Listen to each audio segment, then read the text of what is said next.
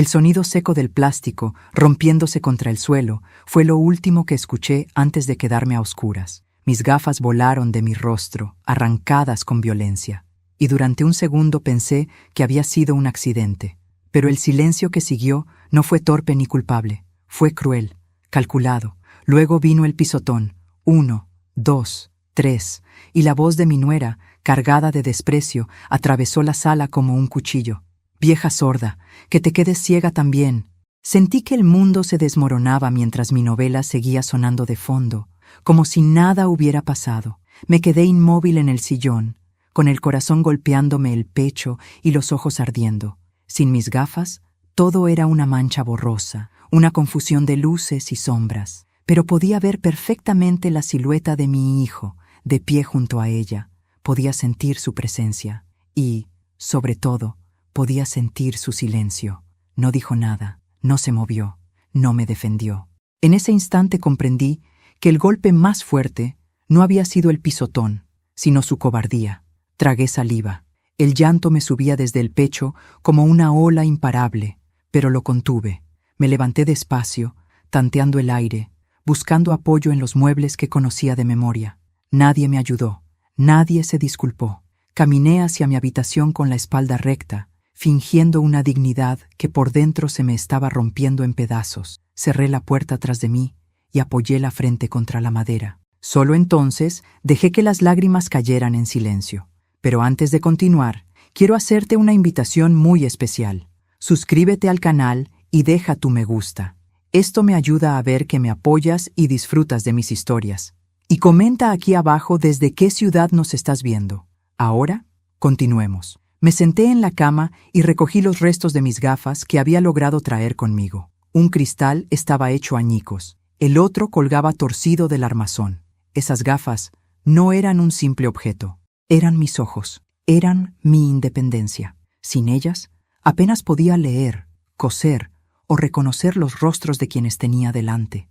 Pensé en el dinero que me había costado comprarlas, en lo mucho que había ahorrado para poder ver con claridad otra vez, y pensé en lo fácil que había sido para ella destruirlas. Mientras secaba mis lágrimas, los recuerdos comenzaron a golpearme uno tras otro. Vi a mi hijo de pequeño, dormido sobre mi pecho, respirando tranquilo mientras yo calculaba cómo pagar la renta del mes siguiente. Recordé las noches en vela, los turnos dobles, las comidas que yo me saltaba para que a él no le faltara nada. Recordé cómo prometí protegerlo siempre. Nunca imaginé que, tantos años después, tendría que protegerme de él. Desde que mi nuera llegó a nuestras vidas, algo cambió. Al principio fueron comentarios pequeños, casi invisibles, que hablaba muy alto, que repetía las cosas, que estorbaba en la cocina. Yo sonreía, pedía disculpas, intentaba no molestar. Luego vinieron las órdenes disfrazadas de consejos, las miradas de fastidio, las risas cuando no entendía algo. Mi hijo siempre decía lo mismo: «No exageres, mamá». Y yo, por amor, callaba. Esa noche, mientras escuchaba sus voces apagadas al otro lado de la puerta, supe que había cruzado un límite. No solo habían destruido mis gafas, habían destruido la imagen que tenían de mí como una mujer débil, sumisa, incapaz de reaccionar, porque algo dentro de mí, algo que llevaba años dormido, acababa de despertar. Me levanté y encendí la pequeña lámpara de la mesilla. La luz era insuficiente, pero me bastaba. Abrí el cajón inferior, ese que nunca revisaban porque creían que solo guardaba medicinas y papeles viejos. Saqué una carpeta marrón, gastada por el tiempo. Dentro estaban los documentos que había reunido en silencio durante meses: escrituras, extractos bancarios, recibos, contratos, pruebas, mi seguro, mi salida. Mientras los ordenaba sobre la cama, sentí cómo el miedo se transformaba lentamente en determinación. No iba a gritar, no iba a confrontarles esa noche, no iba a suplicar respeto.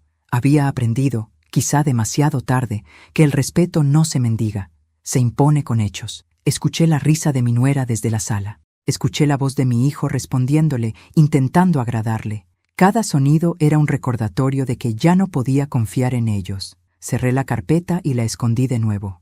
Me miré en el pequeño espejo del armario, viendo mi reflejo borroso. Aún así, reconocí algo en mis ojos, una firmeza que no había visto en años. Me acosté sin cenar, abrazando la almohada como si fuera un salvavidas.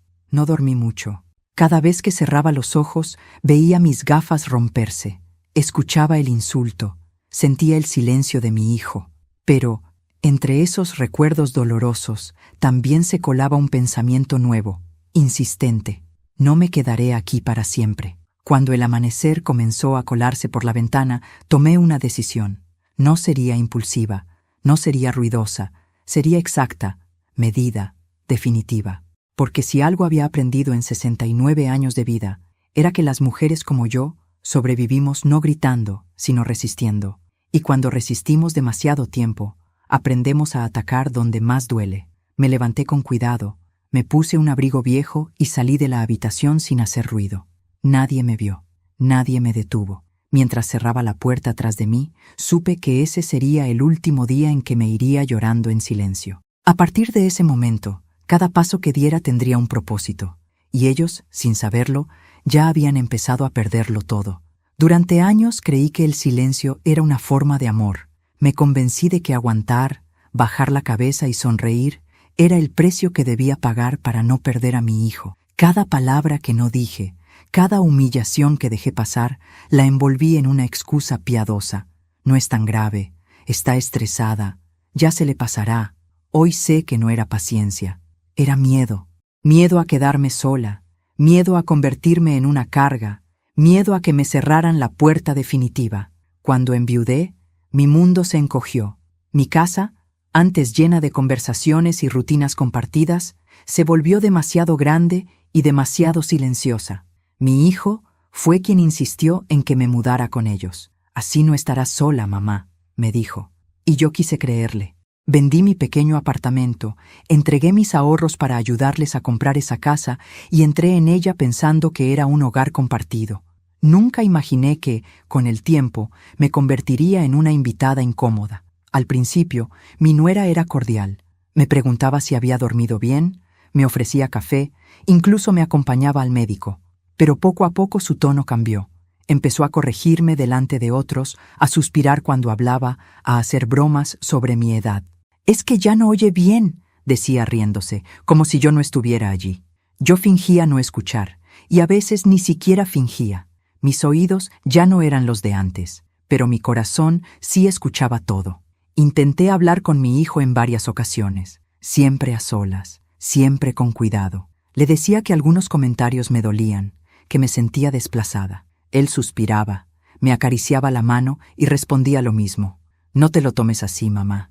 Ella es directa, pero no mala». Yo asentía, agradecida por cualquier gesto de afecto, y volvía a callar. No quería ser el motivo de discusiones en su matrimonio. No quería que él tuviera que elegir. Con el tiempo, dejé de invitar a mis amigas. Mi nuera decía que hacían ruido, que ocupaban espacio, que yo hablaba demasiado alto. Dejé de cocinar mis platos favoritos porque a ella no le gustaban los olores. Dejé de poner música, de reír, de existir como era. Mi mundo se redujo a mi habitación y al sillón frente al televisor, donde mi novela era el único lugar donde todavía me sentía acompañada. Esa noche de las gafas no fue la primera vez que me faltó al respeto. Solo fue la primera en la que la violencia fue tan clara que no pude disfrazarla. Recordé otras escenas mientras doblaba mi ropa esa madrugada. La vez que escondió mi audífono sin querer, el día que tiró mis plantas porque estorbaban, la ocasión en que le dijo a una vecina que yo ya no estaba muy bien de la cabeza. Cada recuerdo era una pieza de un rompecabezas que yo había evitado armar. Lo que más me dolía no era ella, era mi hijo, su silencio constante, su forma de mirar al suelo cuando ella me hablaba mal, su incapacidad para decir una sola frase que me defendiera.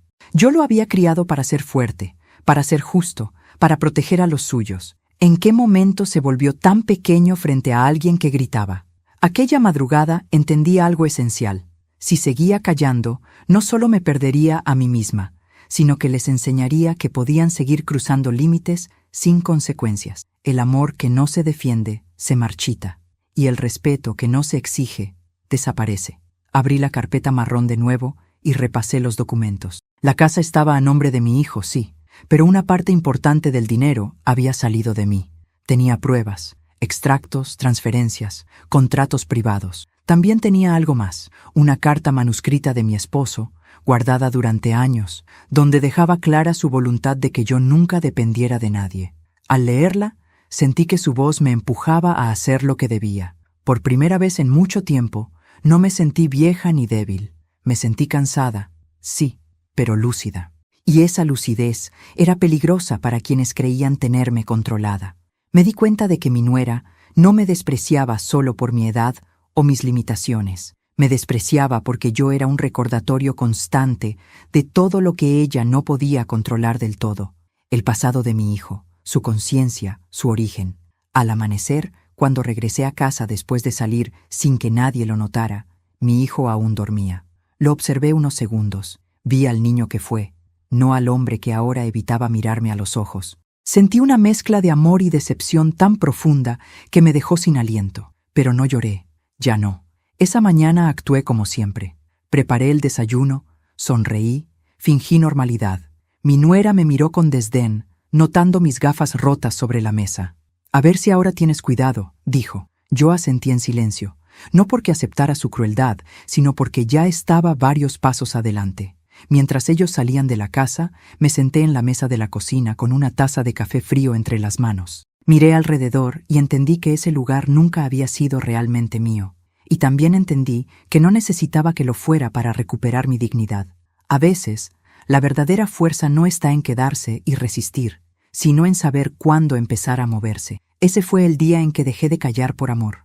No levanté la voz, no hice escenas, simplemente comencé a preparar el terreno para algo que ninguno de los dos esperaba. Porque el silencio que había sido mi cárcel durante años estaba a punto de convertirse en mi arma más poderosa. El silencio de mi hijo empezó a dolerme mucho antes de aquella noche de las gafas. No fue un golpe repentino, sino una herida lenta, persistente, que se abría un poco más cada día.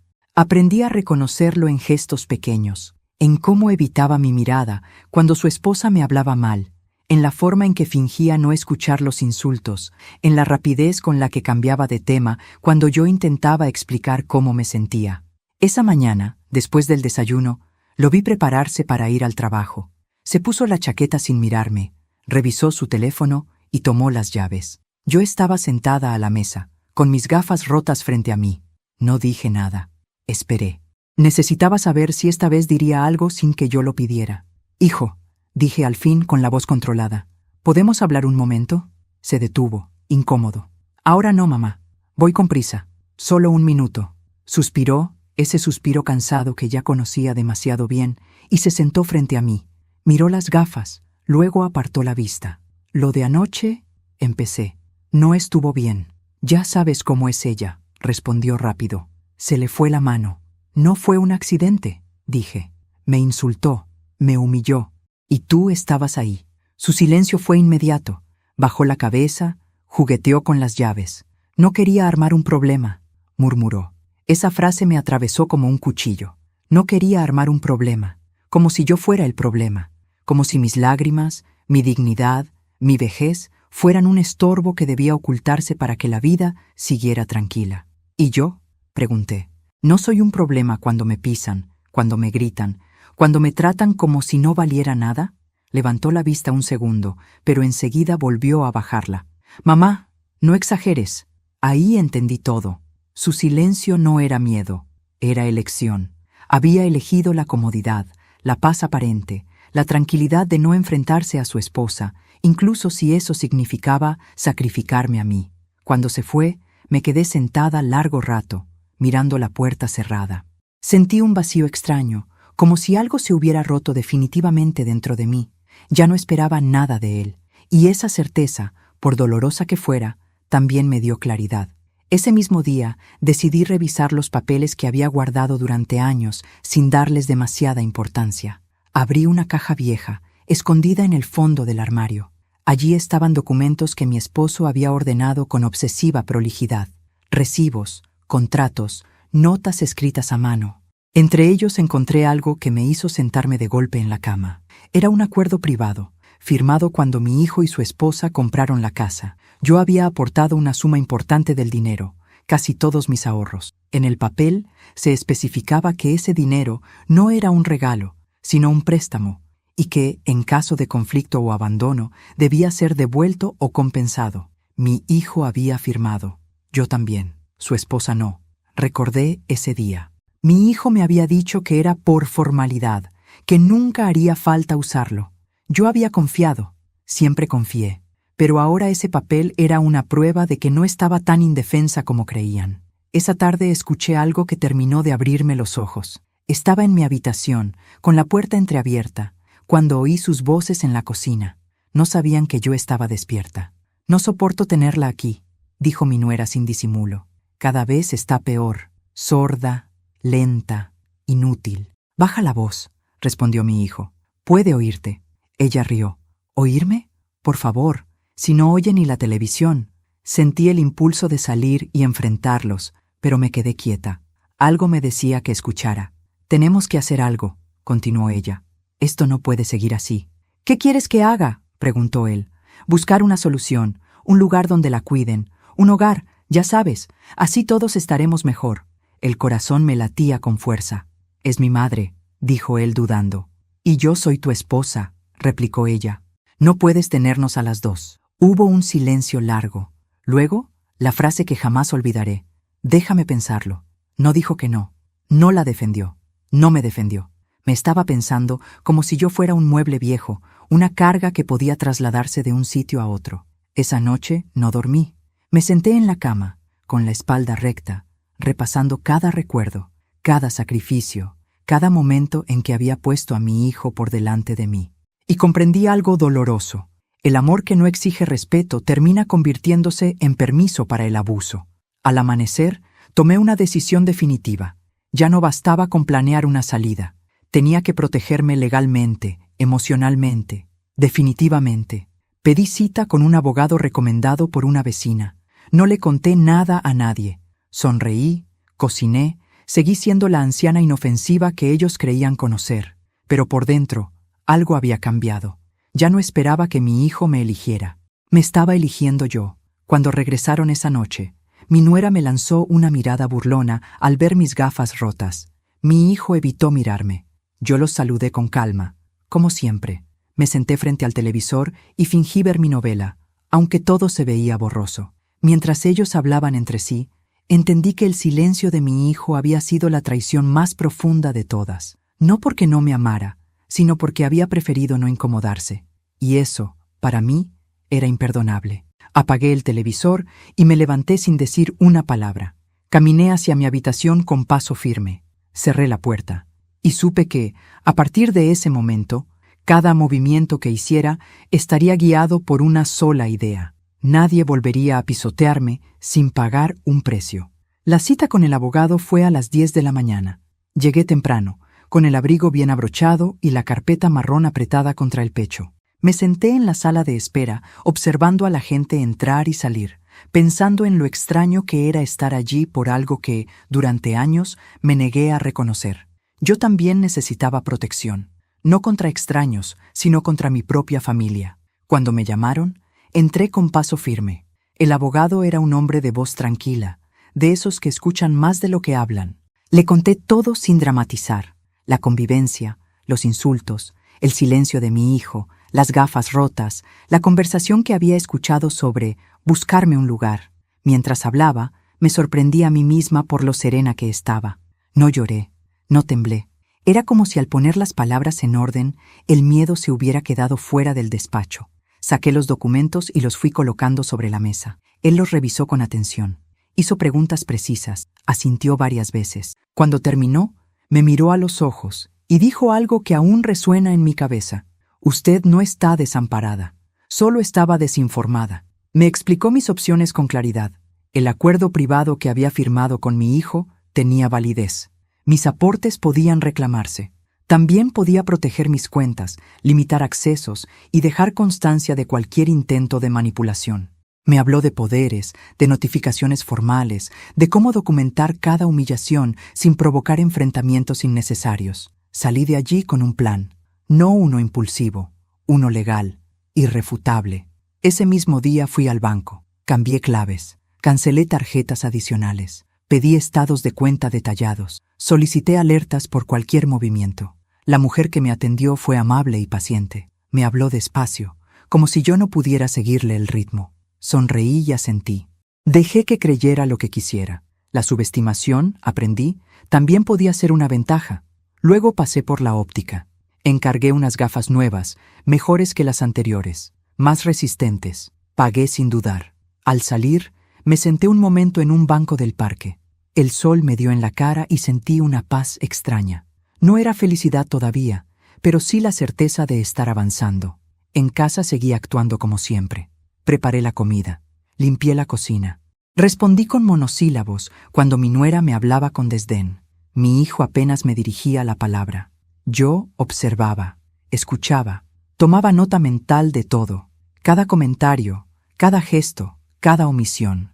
Empecé a escribirlo todo en un cuaderno pequeño que escondía bajo el colchón. Fechas, horas, palabras exactas, no para vengarme, sino para no olvidar. Una tarde, mientras doblaba la ropa en la habitación, escuché otra conversación desde el pasillo. Hablaban en voz baja, creyendo que yo no podía oírlos. Mi nuera decía que yo ya no estaba bien, que se me olvidaban las cosas, que era peligroso dejarme sola. Mi hijo no la contradijo. Ese silencio confirmó lo que el abogado había insinuado. Estaban construyendo un relato, uno en el que yo era la frágil, la inestable, la que necesitaba ser cuidada. Esa noche escribí una carta, no para ellos, sino para mí. En ella dejé constancia de mis decisiones, de mis límites, de lo que estaba dispuesta a permitir y de lo que no. La guardé junto a los documentos. Sentí que estaba cerrando una etapa, despidiéndome de la mujer que había aguantado demasiado. Los días siguientes fueron una prueba de autocontrol. Mi nuera se volvió más provocadora. Hacía comentarios sobre hogares para ancianos delante de mí. Se quejaba de mis olvidos cuando yo pedía que repitiera algo. Una vez, incluso, movió mis cosas del lugar y luego me acusó de desordenada. Yo no reaccioné. Sonreí. Asentí. Por dentro, cada escena se convertía en una pieza más de mi defensa. Mi hijo me evitaba. A veces lo veía mirarme con culpa, como si quisiera decir algo, pero nunca lo hacía. Yo ya no lo esperaba. Había dejado de pedirle lo que no podía darme. Un viernes por la tarde, recibí la llamada del abogado. Me confirmó que había enviado una notificación formal a mi hijo, informándole del acuerdo y de mis derechos. No era una amenaza, sino un aviso, una línea en la arena. Colgué el teléfono con las manos firmes. Sabía que esa carta cambiaría el ambiente de la casa. Y así fue. Cuando mi hijo llegó esa noche, traía el rostro tenso. Mi nuera le hablaba rápido, nerviosa. Yo me senté en el sillón, con la novela encendida, fingiendo no notar nada. Él me miró, quiso hablar, pero ella lo interrumpió. Yo seguí mirando la pantalla, aunque sin mis gafas nuevas, aún todo era borroso. No importaba, lo esencial ya lo veía claro. Esa noche me acosté temprano. Desde la cama escuché la discusión en la cocina. Palabras cortadas, susurros alterados, mi nombre repetido como un problema. No salí, no intervení. Dormí mejor que en semanas. Había dejado de luchar contra la corriente. Ahora nadaba con ella. Al amanecer, me levanté y me vestí con calma. Guardé el cuaderno, la carpeta, la carta. Todo estaba listo. No sabía exactamente cuándo explotaría la situación, pero sabía que lo haría.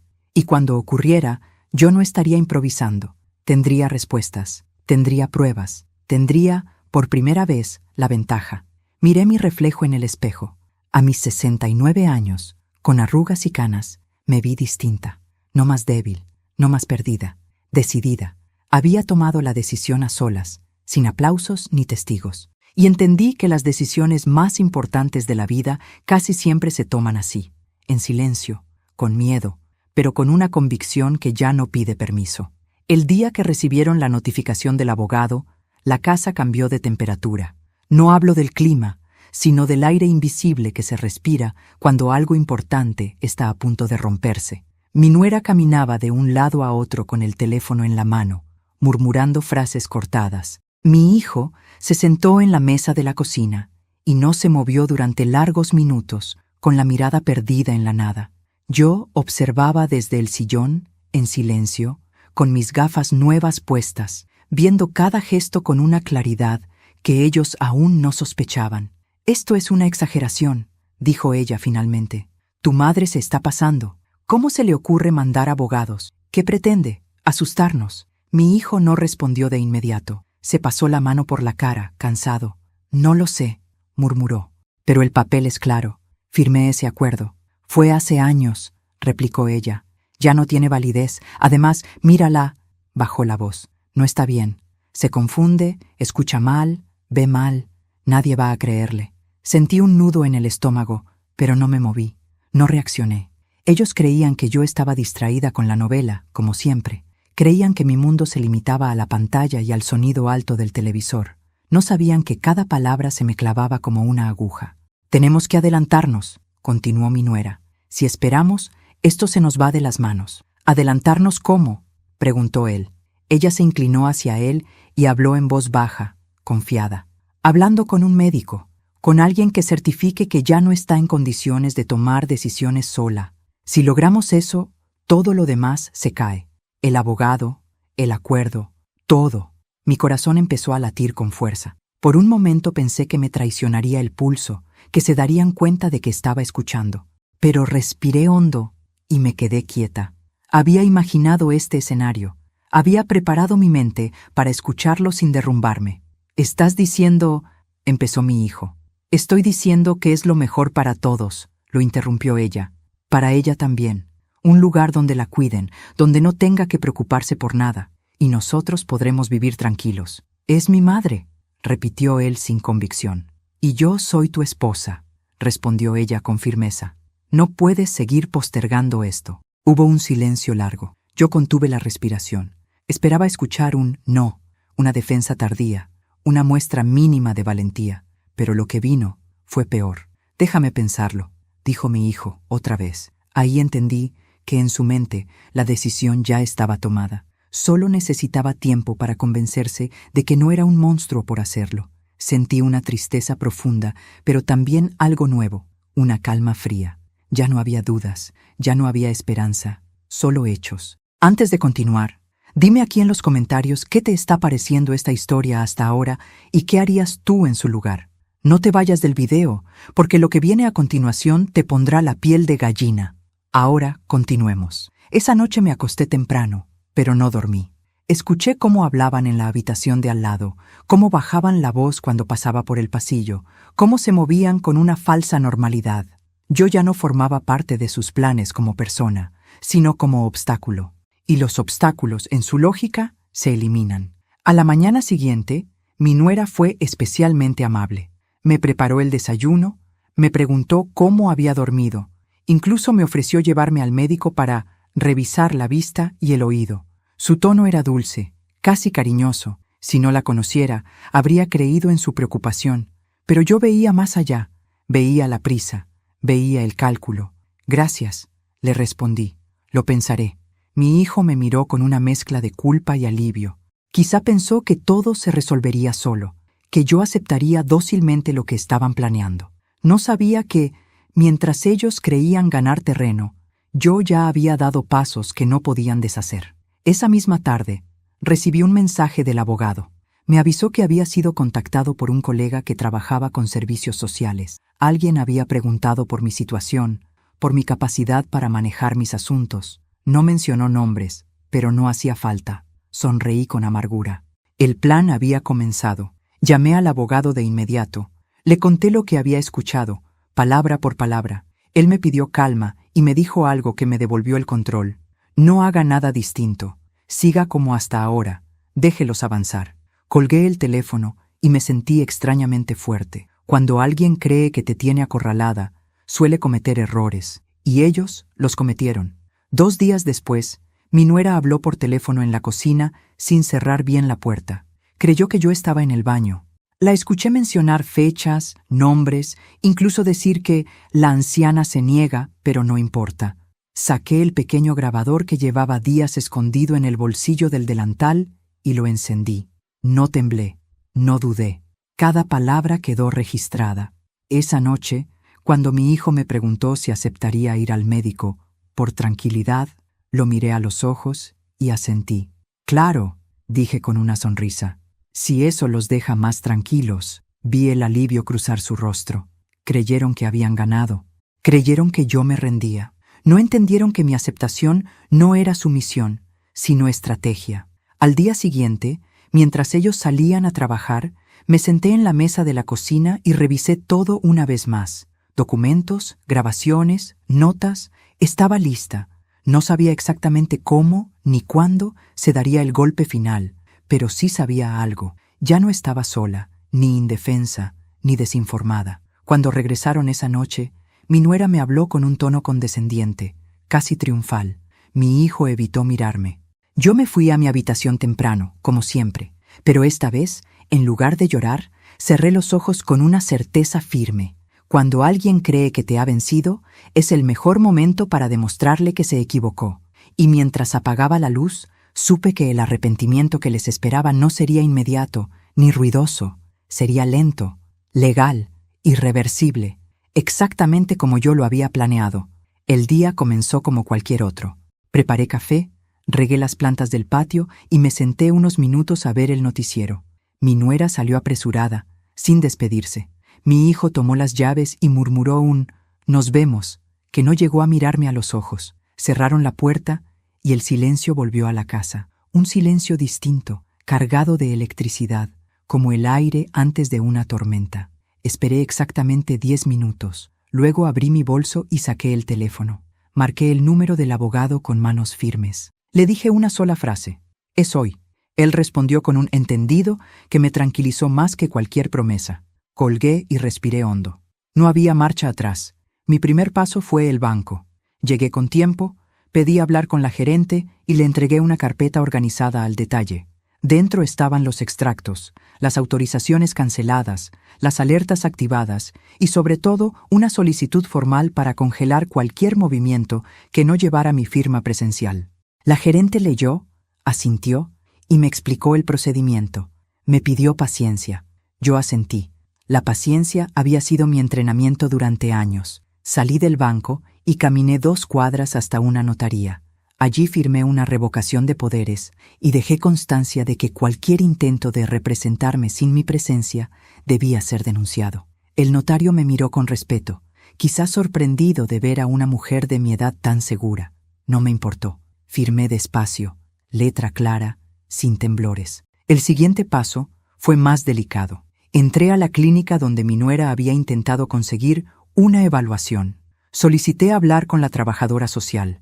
No llevé acusaciones, llevé documentos. Le mostré la notificación del abogado, el acuerdo privado, mis estados de cuenta y, finalmente, reproduje un fragmento de la grabación.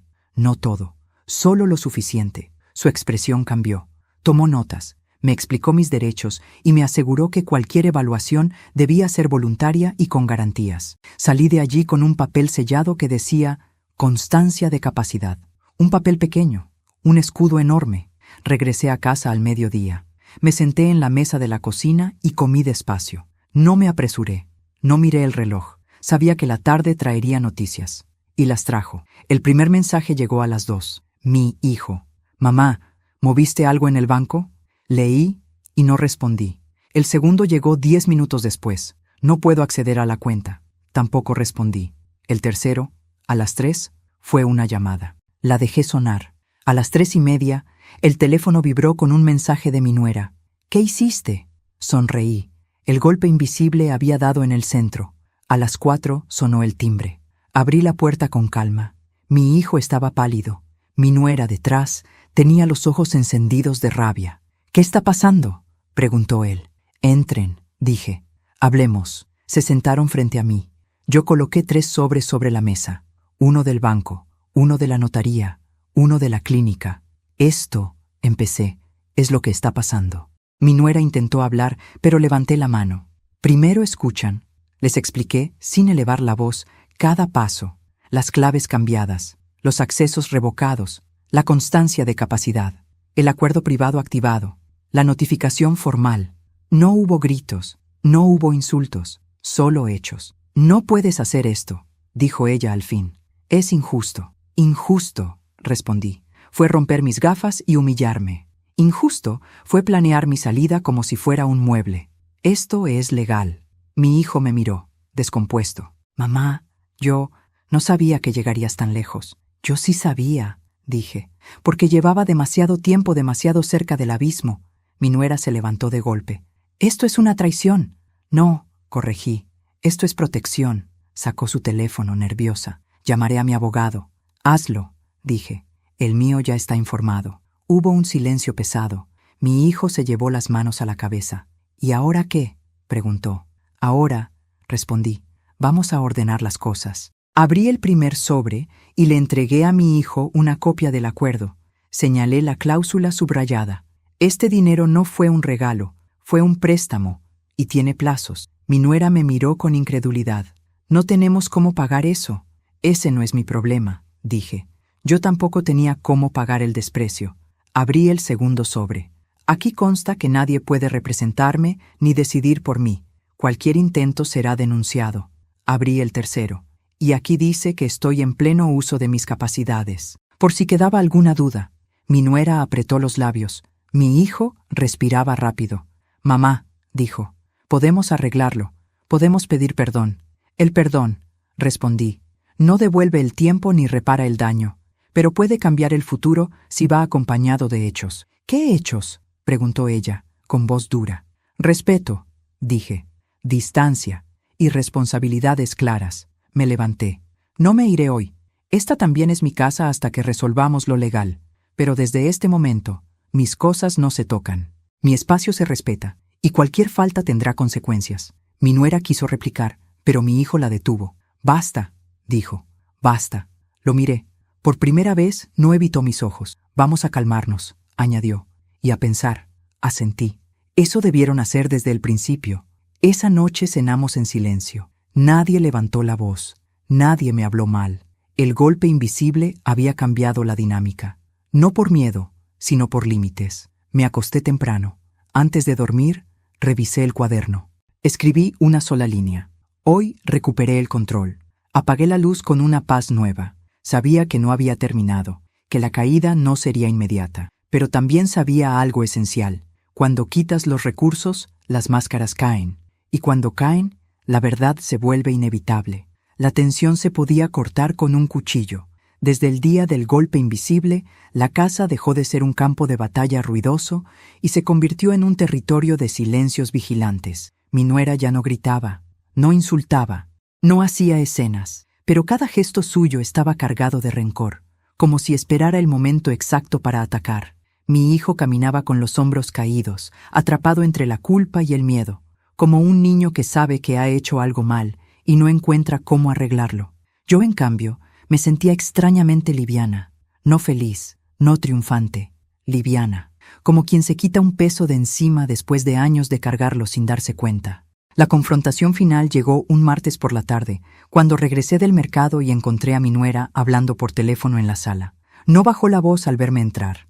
Al contrario, parecía querer que escuchara. «Sí, doctora», decía. «Yo hago todo lo posible, pero ya sabe cómo es. Se confunde, se altera, cree que todos están en su contra. Es triste, pero también peligroso».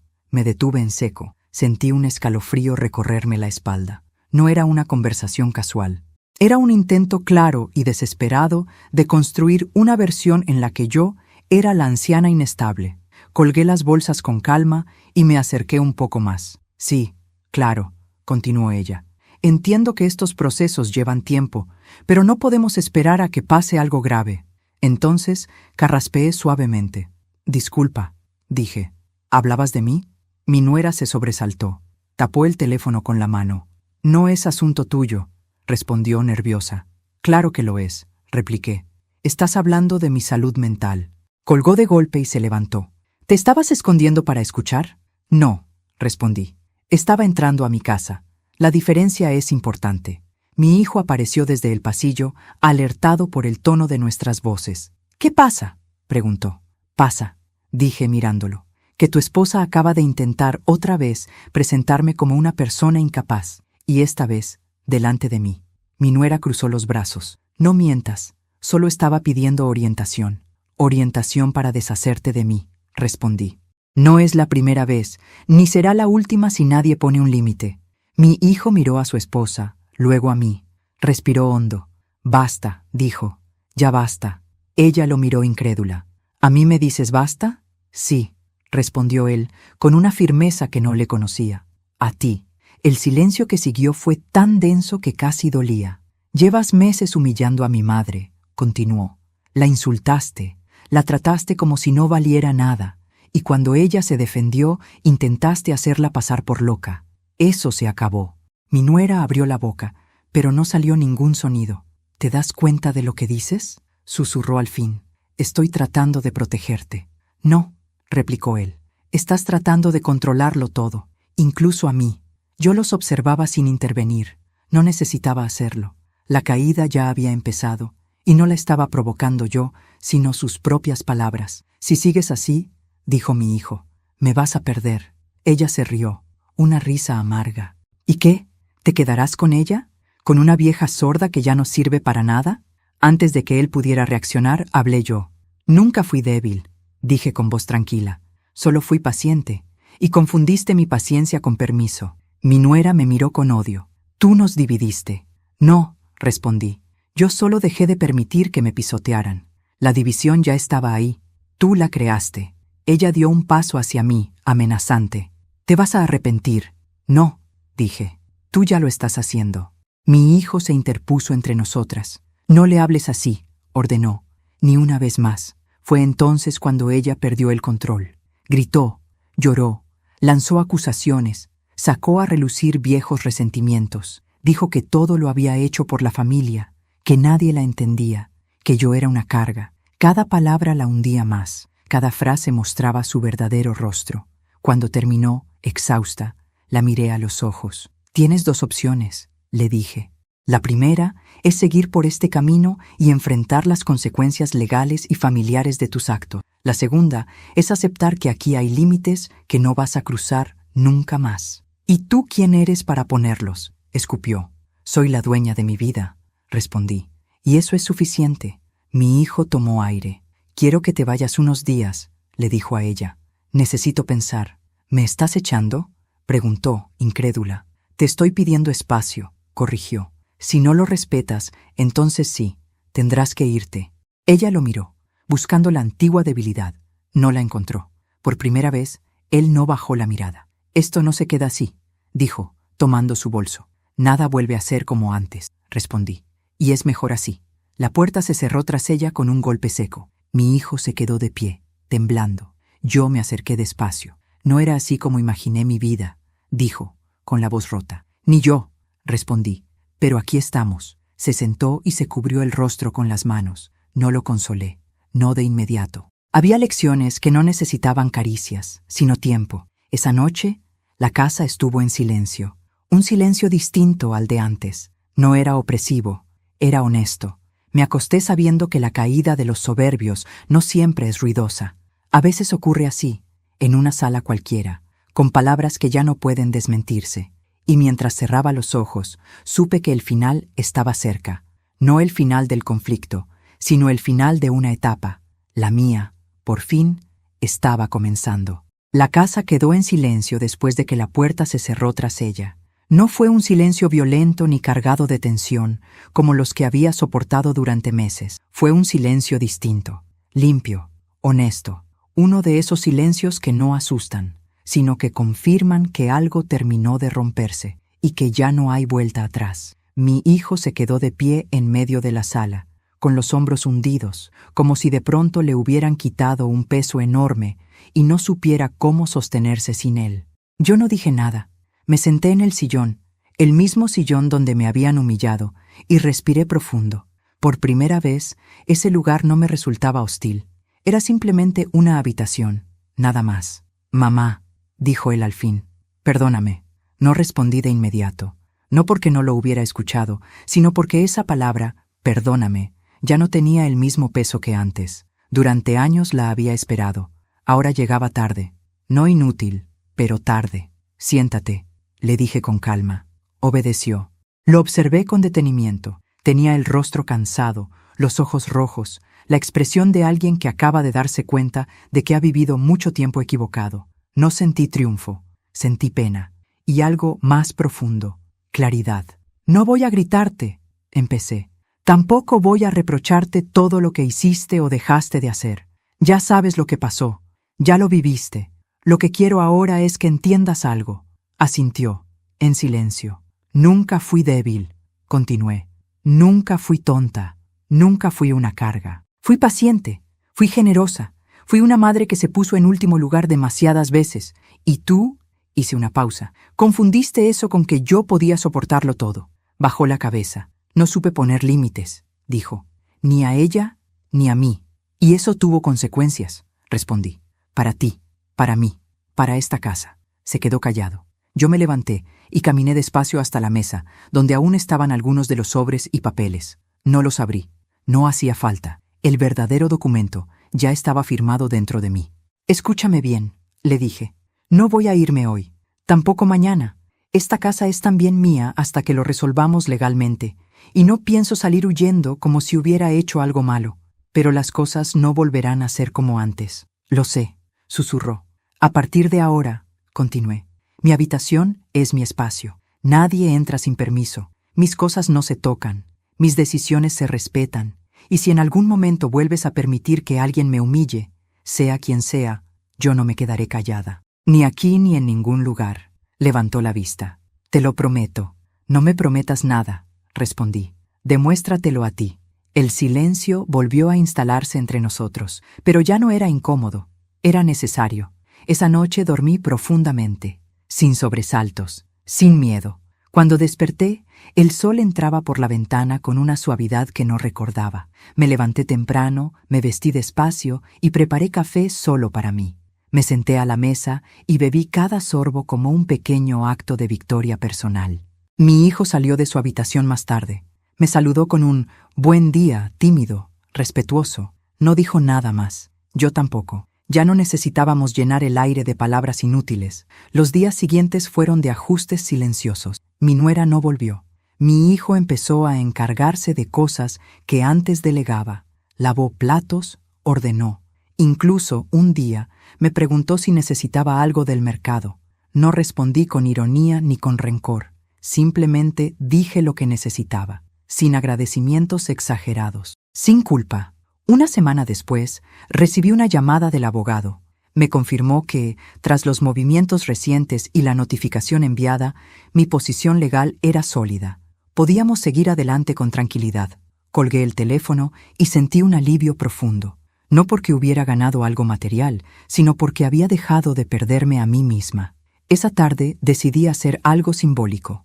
Saqué del armario la ropa que ya no usaba, objetos que había guardado por costumbre, recuerdos que dolían más de lo que reconfortaban. Llené 2 cajas grandes. Una la doné, la otra la dejé preparada. No sabía aún para qué, pero sabía que ese desprendimiento era necesario. Mientras ordenaba, encontré las gafas rotas. Las había guardado sin saber por qué. Las tomé entre mis manos y las observé un momento. El cristal quebrado reflejaba la luz en 1000 fragmentos. Pensé en aquella noche frente al televisor, en el insulto, en el silencio, en la mujer que fui entonces. Las dejé sobre la mesa, no como un recuerdo doloroso, sino como una prueba de algo importante. Sobreviví. Días después, mi hijo se sentó frente a mí con un sobre en la mano. Hablé con ella, me dijo. Quiere venir a buscar algunas cosas. Lo miré sin sobresaltarme. Puede venir cuando yo no esté, respondí. Y solo por lo suyo, asintió. Entiendo. Y otra cosa, añadí. No vuelvas a traerla a esta casa sin preguntarme. No es solo tu casa. Nunca lo fue. Lo sé, dijo. Lo sé ahora. Cuando ella vino, yo salí a caminar. No quise verla. No la necesitaba para cerrar nada. El cierre ya había ocurrido dentro de mí. Caminé varias cuadras, respiré aire fresco y sentí una ligereza que no sentía desde hacía años. Me di cuenta de que, sin darme cuenta, había vivido encogida, pidiendo permiso para existir. Eso se había terminado. Al regresar, la casa estaba en silencio otra vez. Mi hijo me dijo que ya se había ido. No pregunté nada más. Esa noche me senté en el sillón, puse la novela y subí el volumen sin pedir disculpas. Me acomodé con mis gafas nuevas, viendo cada detalle con claridad.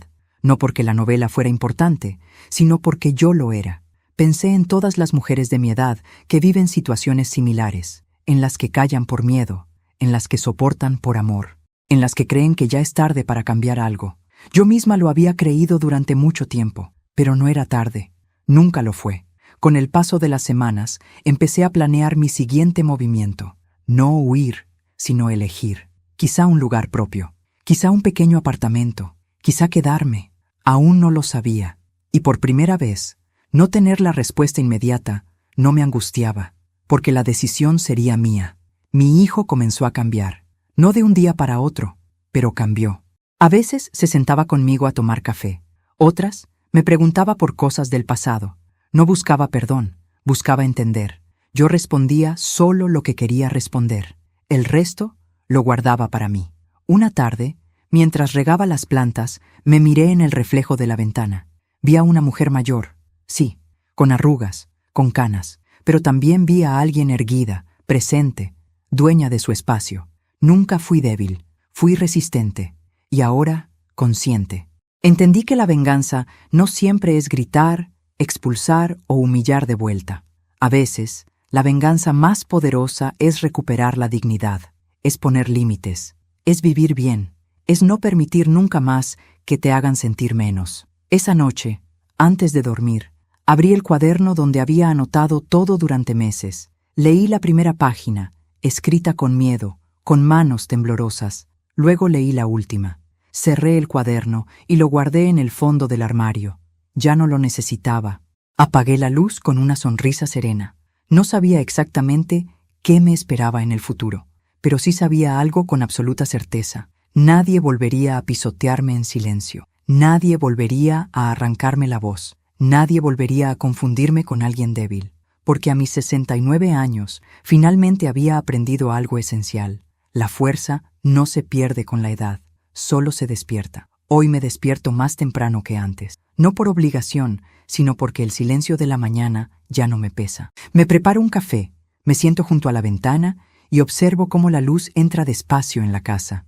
A mis 69 años entiendo algo que tardé demasiado en aprender.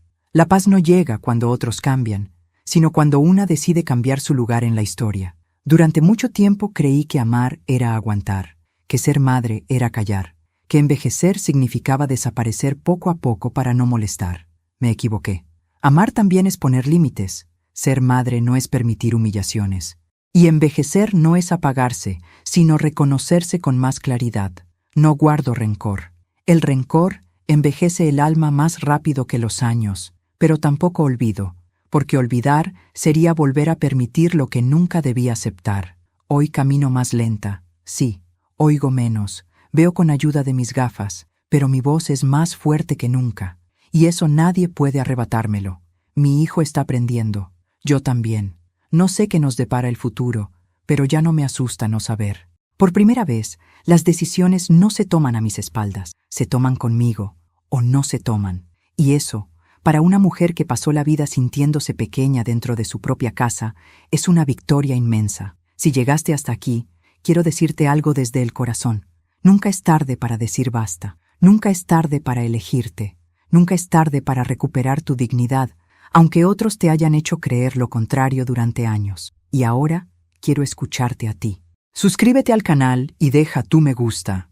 Eso me ayuda a seguir compartiendo historias reales, intensas y necesarias como esta. Cuéntame en los comentarios desde qué ciudad estás viendo esta historia. ¿Qué te pareció? Y sobre todo, ¿qué habrías hecho tú en mi lugar? Me encanta leer los comentarios, conocer sus experiencias y saber que no estoy sola. Gracias por quedarte hasta el final. Soy una mujer de 69 años, y esta fue mi historia.